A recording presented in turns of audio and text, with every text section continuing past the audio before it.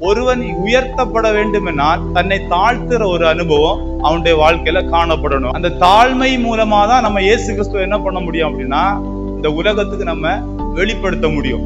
ஏன் இன்னைக்கு நம்மளால இயேசு கிறிஸ்துவ அறிவிக்க முடியல, ஏன் இயேசு கிறிஸ்துவை நம்மளால வெளிப்படுத்த முடியவில்லை அப்படின்னா நமக்கு தாழ்மைங்கிற குணம் ரொம்ப கம்மியா இருக்குது. எல்லா இடத்துலயும் நம்ம உயர்ந்த இடத்துல இருக்கணும், உயர்ந்தவளா இருக்கணும், அதிகாரத்துல இருக்க வேண்டும் என்றுதான் நம்ம விரும்புகிறோம். அதிகாரத்தில் இருப்பது நல்லது, ஆனா நமக்கு கொடுக்கப்பட்ட இடத்துல நாம் தாழ்மை உள்ளவர்களாக காணப்படணும். ஹல்லேலூயா.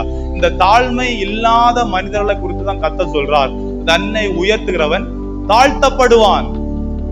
தாழ்வான் அல்ல, தாழ்த்தப்படுவான். அதை கர்த்தர் செய்வார். சிதைக்கியா ராஜா தேவ வார்த்தைக்கு முன்பாக, தேவனுக்கு முன்பாக தன்னை தாழ்த்துவதை விட்டுவிட்டபடினால அவன் ஒரு மிகுந்த நெருக்கத்துக்குள்ளான சிறையிருப்பு நேராக கடந்து போனான். ஹல்லேலூயா.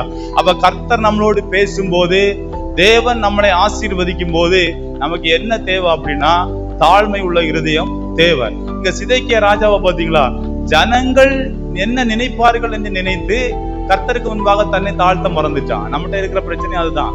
சொசைட்டியை பார்த்து தான் நம்ம வாழ்றோம், சமுதாயத்தை பார்த்துதான் சபையில இருக்கிறவங்க இன்னைக்கு வாழ்ந்து கொண்டு இருக்கிறாங்க. நம்ம அருகில வசிக்கிறவங்க புறஜாதிகளை பார்த்துதான் நம்முடைய வாழ்க்கையை நகர்த்துகிறோம். சிதைக்கியா ராஜாவோட பிரச்சனை அதுதான். அருகில் இருந்த தன்னுடைய தேசத்தின் குடிகளை பார்த்துதான் தேவ வார்த்தைக்கு கீழ்ப்படியாமல் போயிட்டார்.